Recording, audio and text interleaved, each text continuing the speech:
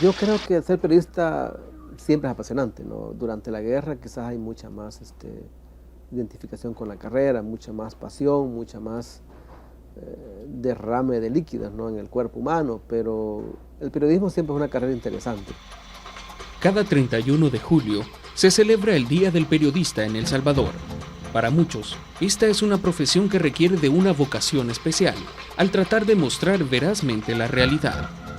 Ser fotoperiodista o periodista implica ser un tipo que tiene que tener una disciplina, ¿no? Dotarse de información, culturizarse extremadamente, así se lo llamo yo, leer como loco, ¿no? Como es sabido, pues hay intereses económicos, políticos o sociales que limitan el trabajo del periodista, ¿verdad? Porque acordémonos que los medios son empresas y las empresas funcionan en un ambiente donde hay muchas presiones. Luego de 13 años de estar en un periodo de posguerra, para la representante de la Asociación de Periodistas de El Salvador, el periodista tiene una responsabilidad permanente con el desarrollo social del país. Las escuelas, los viveros, ¿verdad?, pues no han dejado de seguir preparando a los alumnos, ¿verdad? Entonces esto en los medios pues ha permitido tener un desarrollo más científico, por decirlo, más académico, ya que antes pues en los medios pues se hacía con un trabajo más empírico.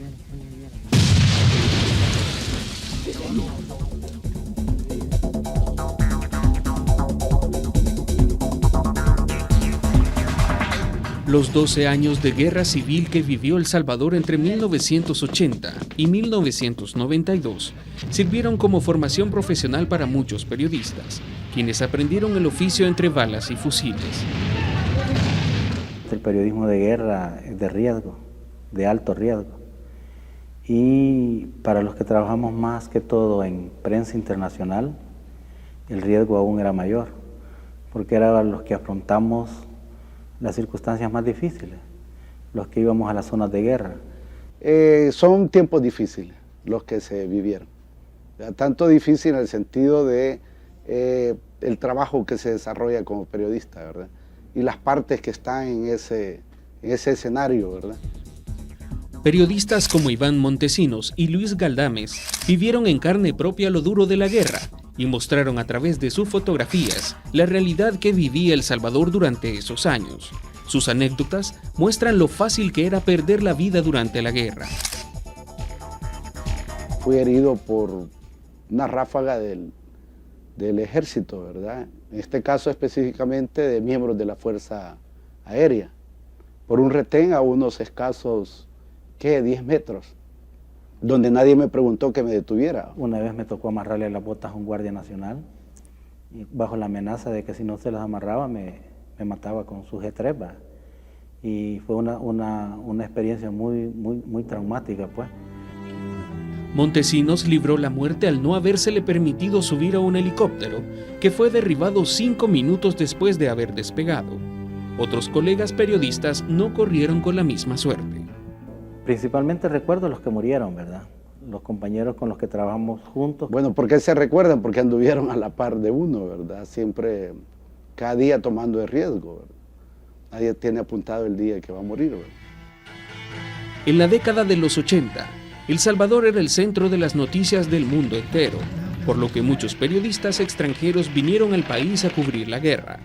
Nombres como John Hoagland, Jan Mates y Cus Koster encabezaron la lista de periodistas que perdieron su vida al realizar su labor periodística en este país.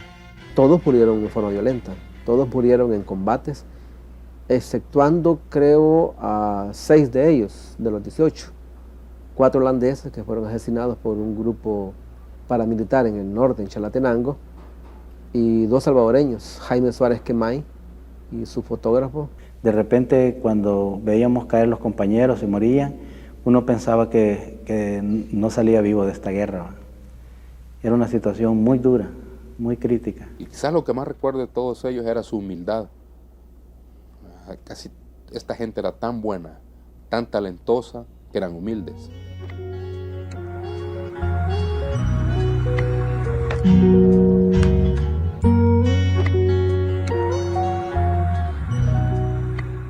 Entre los periodistas extranjeros, el norteamericano John Hoagland es de los más recordados por sus colegas. Su muerte ocurrió durante un enfrentamiento en la carretera que conduce a Suchitoto en 1984.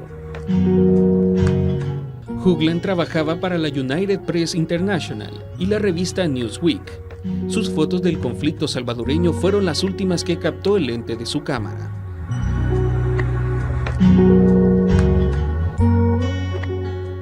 Conocí a otros periodistas también que murieron, como uno de ellos, específicamente Koos Koster, el que trabajaba para la televisión holandesa Icon, y de esos murieron 4 periodistas. Que los capturaron, después de haberlos capturado, les permitieron que ellos entraran a la zona donde tenían su contacto con la guerrilla y ahí murieron en una supuesta emboscada, ¿verdad?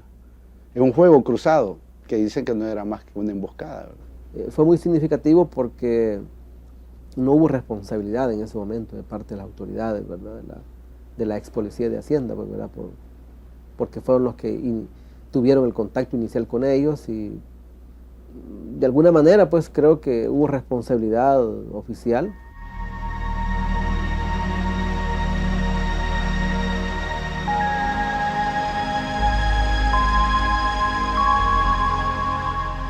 La guerra también cobró la vida de los periodistas salvadoreños Jaime Suárez Quemain y César Najarro en julio de 1980, Roberto Navas y Mauricio Pineda en marzo de 1989.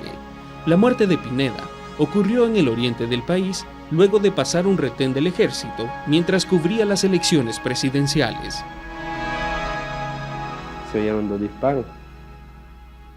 Cuando mi hermano menor, Wilfredo, y Raúl y Sergio, miraron por la parte de atrás de un vidrio que daba a la parte de la cama del Pickup, vieron que mi hermano se fue de lado y ya no se movió.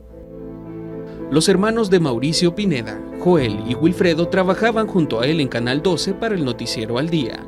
En el momento de su muerte, le acompañaba Wilfredo y otros periodistas como Raúl Beltrán y Sergio Rodríguez. Mi hermano confundido decía, mi hermano lo mataron, mi hermano. Le dice a ellos, agarrar la cámara y filmar. Mi hermano, quizás por ese instinto periodístico, ¿verdad? O sea, tomó la cámara y filmó a mi propio hermano que estaba agonizando. Joel Pineda también vivió como camarógrafo momentos de peligro, ejerciendo la profesión periodística, sobre todo durante la ofensiva de noviembre de 1989. Me tiré y empecé a filmar, a agarrar la mejor toma, porque vi un policía nacional que le estaba disparando a unos guerrilleros que estaban en una quebrada, y yo viendo el encuadre, que no tuviera aire, que se mirara el fusil y todo eso.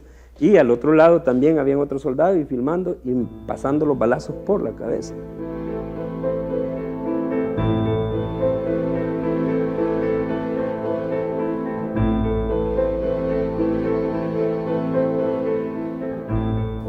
Y tengo muchos videos familiares donde estamos todos menos Mauricio. Y te digo, sí hace falta, a pesar de que ya pasaron 15 años, 89, 16 años. Creo que hasta que el día que muramos, bueno, hasta ese día se va a olvidar el recuerdo lindo que tenemos de estos colegas.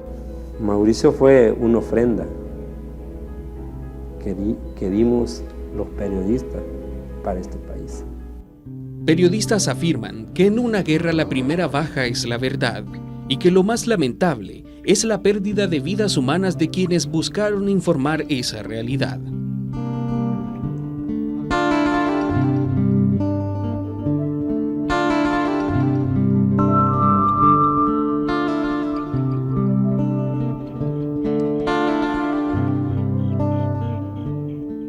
Cada vez que muere alguien, ya sea en Irak, Afganistán o algún lado, uno siente también que parte de uno también muere, ¿no?, con ellos, porque se identifica por la labor que uno, en el caso de la guerra, desarrollamos en el país.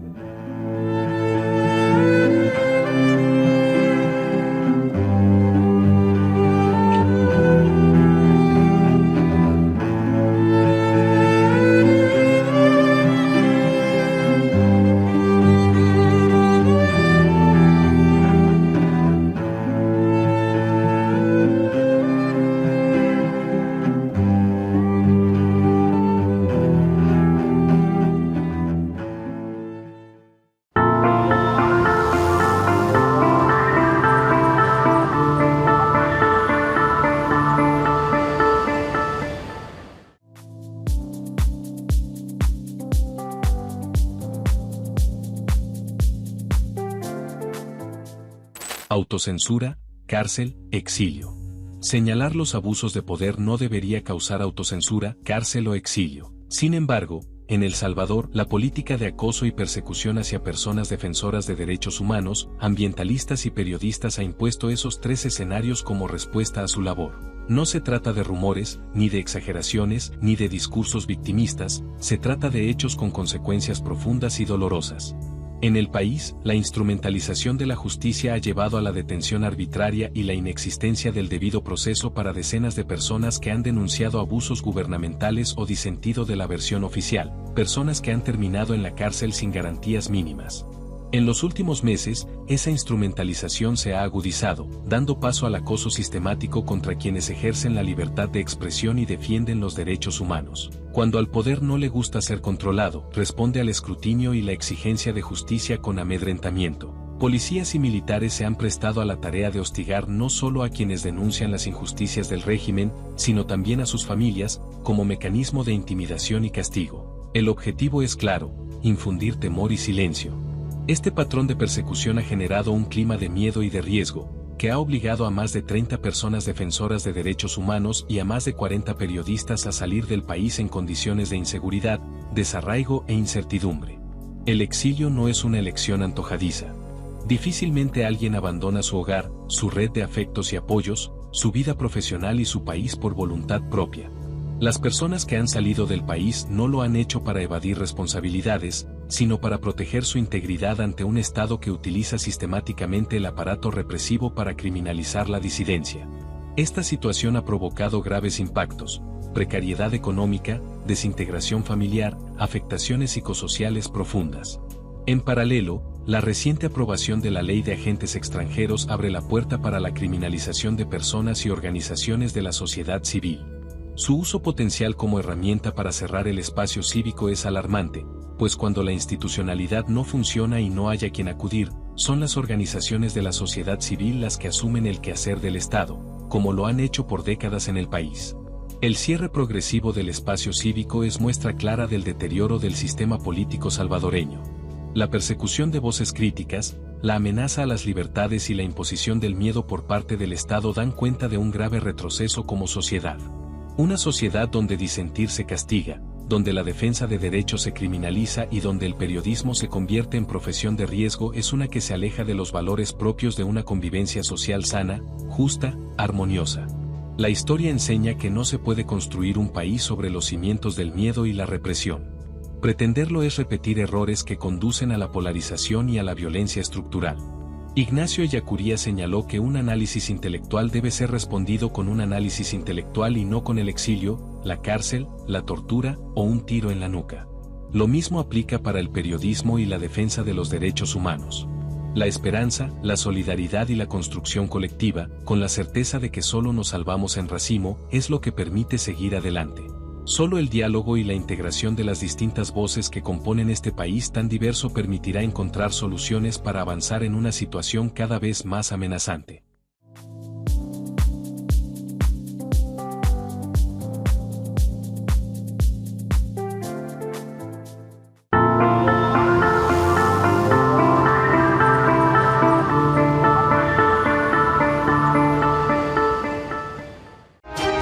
Al filo de la semana.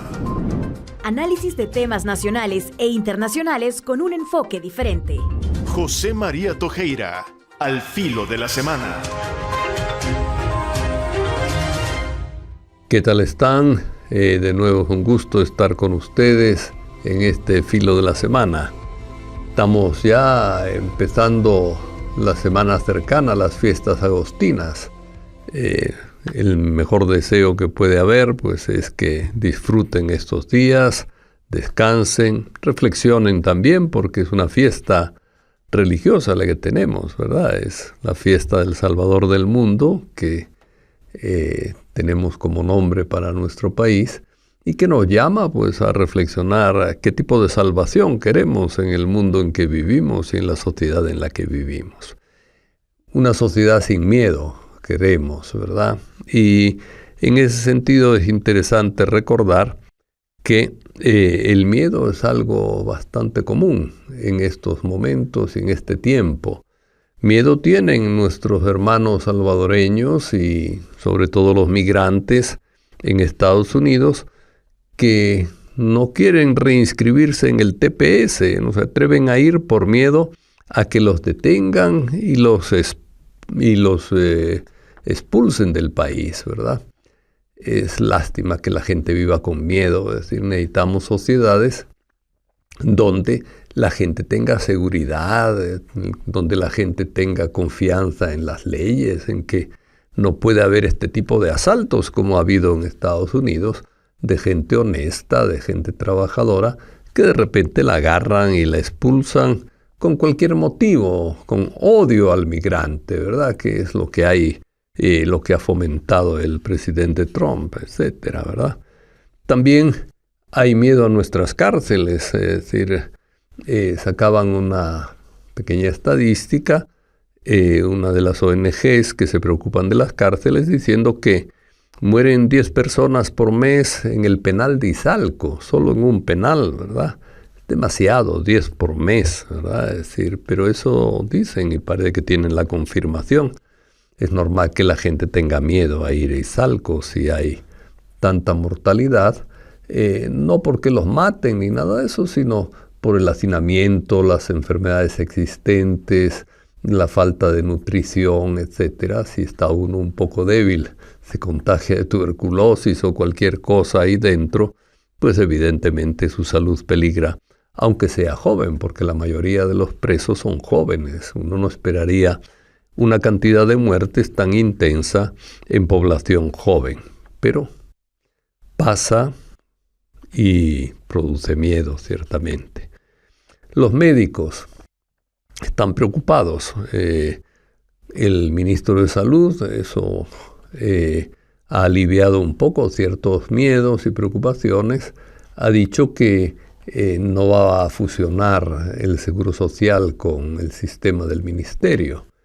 Aquí hemos dicho que el ideal es tener un solo sistema de salud, pero por supuesto no bajando los niveles de salud de un sector para equipararlo con el más bajo, sino al revés, mejorar la salud de todos con un solo sistema. Ojalá se siga reflexionando sobre la salud y no preocupándose porque se habla de expulsión de médicos, de falta de apoyo a los estudiantes de medicina, falta de apoyo a los internos, falta de plazas para internos. Hay como mucha preocupación en el sistema médico del país, ¿verdad? Eso también da un poco de miedo de hacia dónde va la salud en nuestro país. Y hablando de miedo, cárceles, etcétera, es importante reflexionar. Lo mencionábamos al final de nuestra plática de los presos venezolanos del SECOT que ya fueron reintegrados a Venezuela.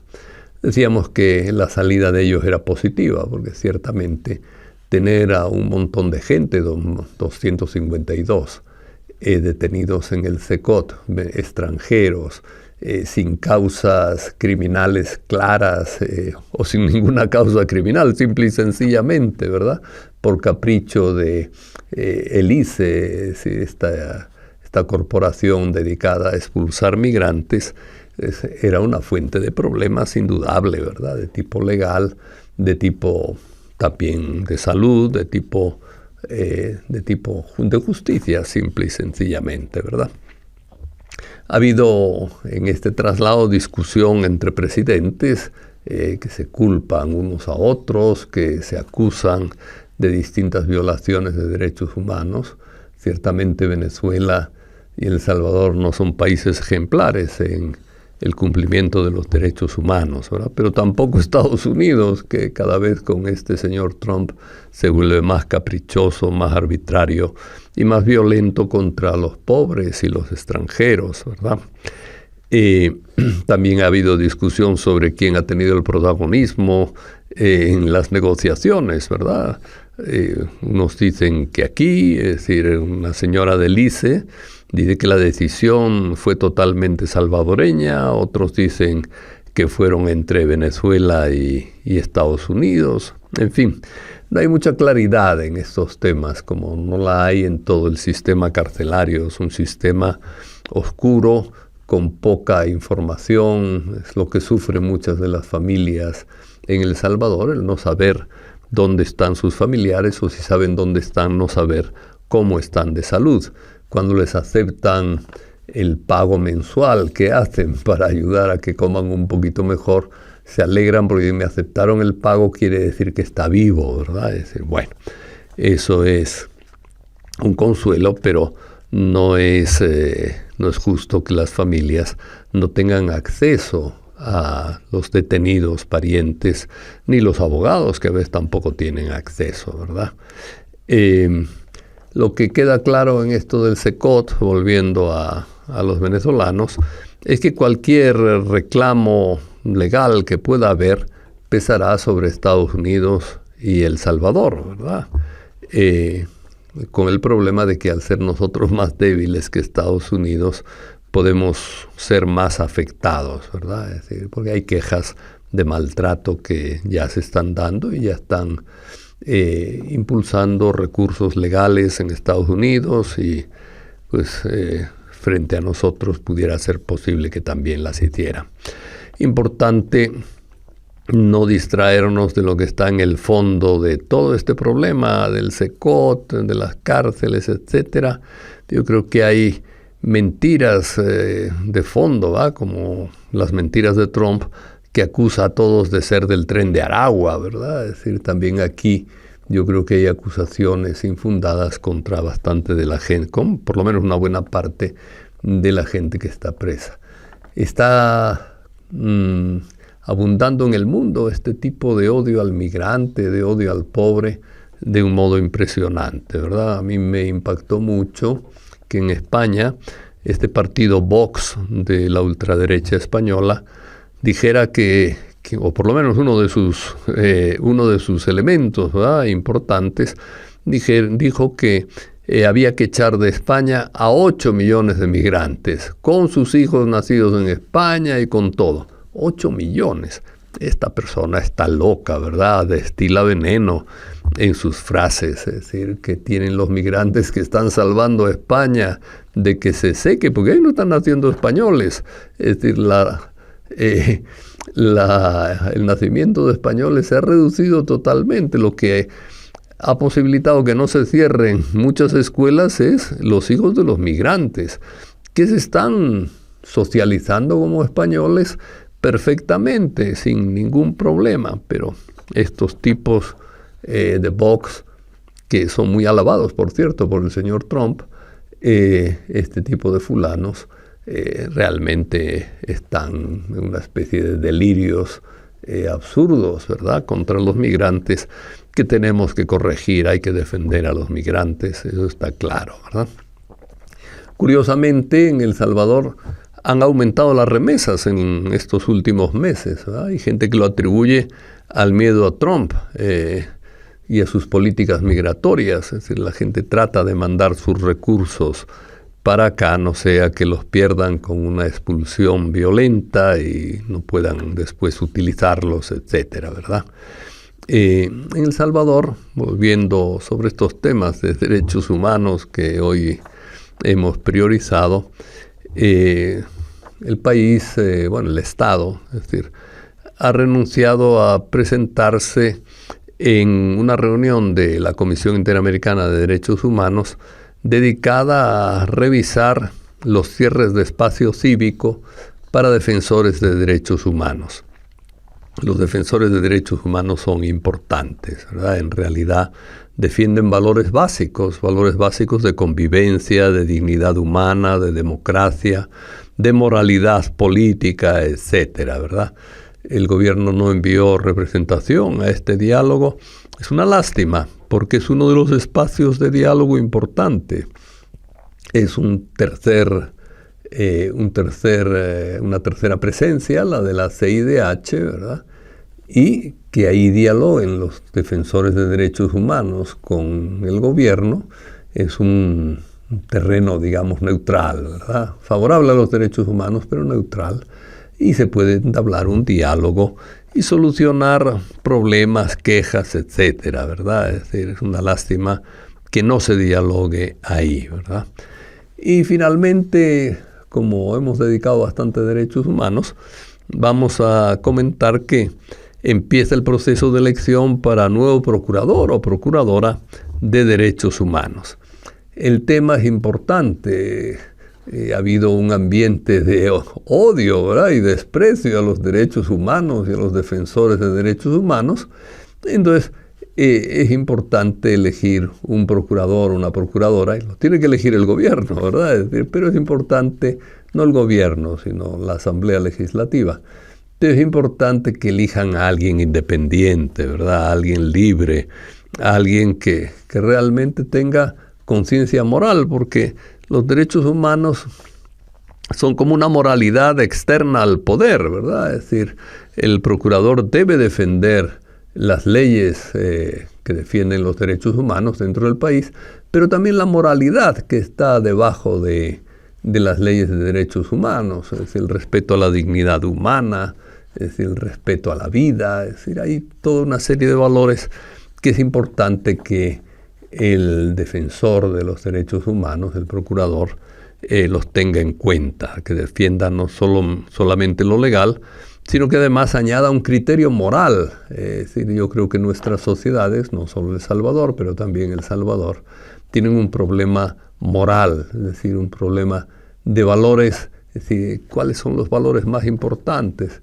El lucro, el crecimiento, el triunfo personal, el individualismo, o valores de solidaridad, de respeto a la dignidad humana, de construcción conjunta de una sociedad justa. Bueno, es decir, un procurador tiene que poner moral dentro de la vida ciudadana, que sea una persona libre, no una persona cooptada, pero que sea una persona con convicciones morales fuertes. Uno no sabe si le escuchan o no en estas cosas, pero creo que son cosas que hay que decirlas.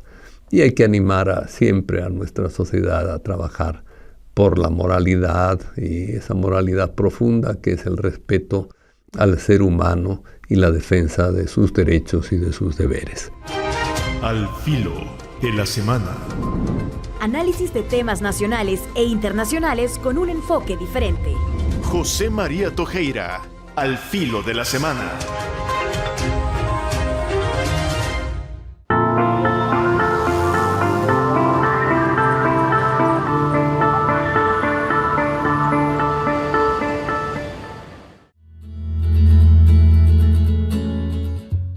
¿Vos hablas con cualquier persona sobre lo que pensás? Y es que nadie debería tener temor de expresar su opinión o de hablar sobre ciertos temas con cualquier persona. Pero esto ya no es una realidad. En El Salvador la libertad de expresión está cada vez más en peligro. O bueno, eso dicen los datos. Por ejemplo, según la encuesta del UDOP, más del 55% de la población opina que es probable que una persona o institución pueda sufrir consecuencias negativas por expresarse de forma crítica al gobierno o al presidente. Cuando se consultó a estas personas sobre cuáles serían estas consecuencias negativas, casi 50% respondió que ser detenido o encarcelado. Pero esta encuesta no es la única que refleja estos datos. Según el Latinobarómetro, una encuesta de opinión pública que abarca a otros países latinoamericanos, el 65% de la población respondió que si expresa públicamente sus opiniones acerca de los problemas del país, podría tener consecuencias negativas. Esto también tiene sentido cuando vemos que la población comienza a considerar que uno de los principales problemas que enfrenta el país es el encarcelamiento de personas inocentes y otras violaciones a derechos humanos. Esto ocurre en el contexto de la implementación del régimen de excepción, en el cual más de 80.000 personas han sido detenidas, alrededor de 8.000 de estas han sido personas declaradas inocentes y además unas 427 han fallecido en estas cárceles bajo un régimen prolongado ya por 3 años. Pero además de esto,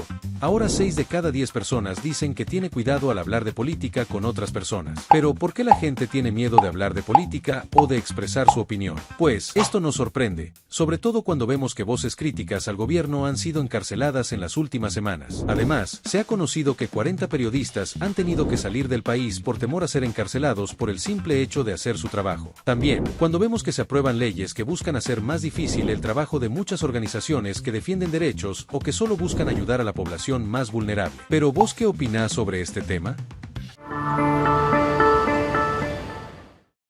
Que lleno estaba el parqueo apenas si había espacio. ¿De qué hablas? Si vos no tenés carro, antes tenés una bicicleta. Sí, pero igual no quepo. En principio se dice no cabo y segundo, ¿por qué te preocupa? Si literalmente vivís a 5 minutos del parque, caminar no te haría daño. Es que quiero evitar la fatiga, pero es que no estás entendiendo el problema. Esto de los parqueos solo irá a peor, y más por la propuesta de ley que impulsaron hace poco. A ver, ¿cómo que nueva ley? ¿A qué te refieres? ¿No te diste cuenta? La ministra de Vivienda presentó una iniciativa de ley para que ya no sea obligación para las empresas hacerle estacionamiento a las casas en sus futuras construcciones. ¿Y eso qué tiene de malo? ¿Qué significa? Que ahora ya no podrán exigir la implementación de parqueos a las constructoras. Imagina y nosotros quedándonos sin parqueos. Wow, ¿por qué habrán hecho eso? Pues, según dijo la ministra de Vivienda, es una medida para bajar los costos de las casas, ya que al no haber parqueos, invertirían menos y por ende bajarían sus precios. Ay no, ¿qué estudios hicieron? ¿Quién está respaldando esta afirmación? ¿Piensan que con eso van a controlar el precio de las casas cuando salgan a la venta? ¿En qué mundo vive? Como si las constructoras fueran de buen corazón, que como invierten menos valdrán menos. Ay no, a lo mejor es una excusa para vender más caras las casas que sí tienen parqueo. ¿Cómo haremos ahora? ¿Dónde nos vamos a parquear? Si el VMT te quita placas o te manda a remolcar el carro si estás parado en la calle o sobre las aceras. Pues la respalda el presidente de la Asamblea Legislativa. Dijo que ahora será decisión de las constructoras si agregar parqueo o no. Y con respecto a estudios realizados para este tema, pues la ministra no mencionó ninguno. Solo dijo que tomó como referencia las casitas en el centro que no tienen parqueo y pueden vivir. Se nota que la señora ministra no llega al centro, porque es muy difícil encontrar un parqueo y sí o sí te toca pagar $1 la hora o fracción. Además espera, que la señora ministra y el presidente de la Asamblea Legislativa no son esposos. Ah, sí, pero quizás solo fue coincidencia. No creo que eso haya influido en sus declaraciones. Guiño, guiño.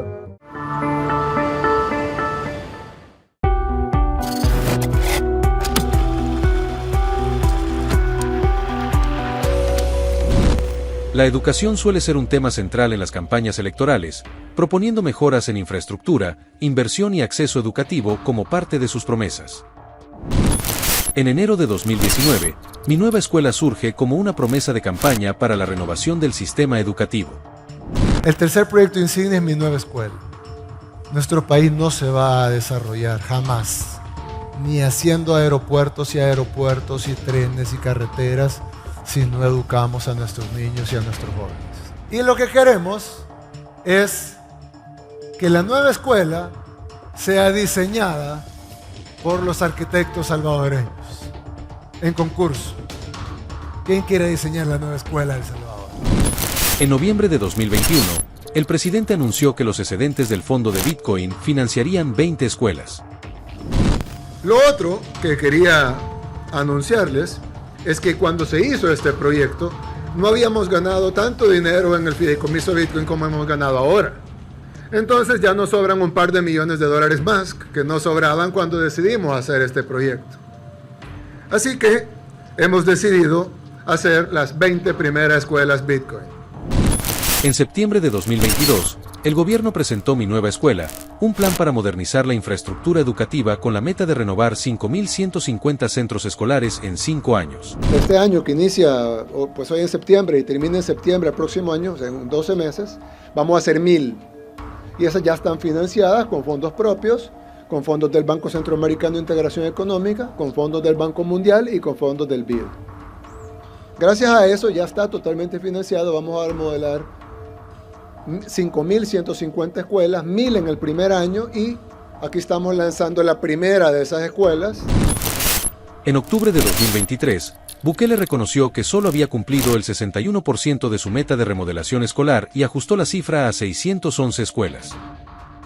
Lo que estamos haciendo ahora es reorientarlo para hacerlo más eficiente, cargarlo con préstamos además de los fondos GOES para poder ejecutar la remodelación de las 1.000 escuelas iniciando con estas 611 que ya tenemos los fondos asignados y que lo que faltará serán licitaciones, inicios de obra y lo que duran las obras. Pero la ventaja de estas obras es que son tan públicas que cualquier persona puede ver que se están ejecutando. En octubre de 2024, el informe oficial presentado ante Naciones Unidas detalla mejoras en 424 centros escolares. Sin embargo, esta cifra representa menos del 10% de la meta de 5.150 escuelas que el gobierno proyectó renovar antes de 2028. En mayo de 2025, el gobierno lanza como estrategia el programa 2 escuelas por día, la cual busca agilizar la renovación de la infraestructura educativa para alcanzar la meta de 5.150 escuelas en 5 años. Y sé que prometimos casi el promedio de 3 escuelas diarias, lo cual no podemos hacer. Pero sí podemos hacer 2 diarias. Ya revisando presupuestos, ya revisando planos, ya revisando todo, vamos a lanzar el programa 2 escuelas por día. Las promesas no cumplidas en materia educativa afectan a los niños y jóvenes. La inversión en materia educativa es clave para el futuro del país. Déjanos tu opinión en los comentarios.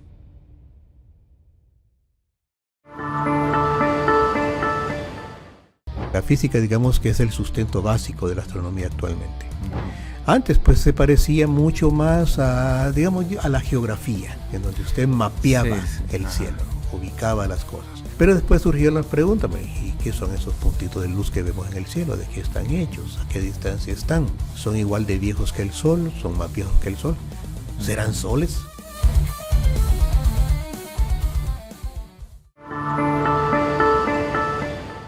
¿Y esto qué es? ¿Una exposición arqueológica o qué? No, mira, todas estas son historias que están en pausa. Estos de acá, Betamax, VHS, aquellos de allá son de Vicam, y esos de ahí, negativos de 35 milímetros, puras joyitas. ¿Y eso cómo lo reproduzco? ¿Es una cápsula del tiempo o qué? No, todo eso de acá lo puedes convertir a digital. Lo puedes tener en una pequeña USB o en cualquier dispositivo. ¿Entonces puedo ver la boda de mis papás en mi celular? Sí, la de tus papás, abuelos y hasta bisabuelos. En Audiovisuales Zucca transformamos todo esto en archivos que puedes ver hoy, mañana o en el futuro.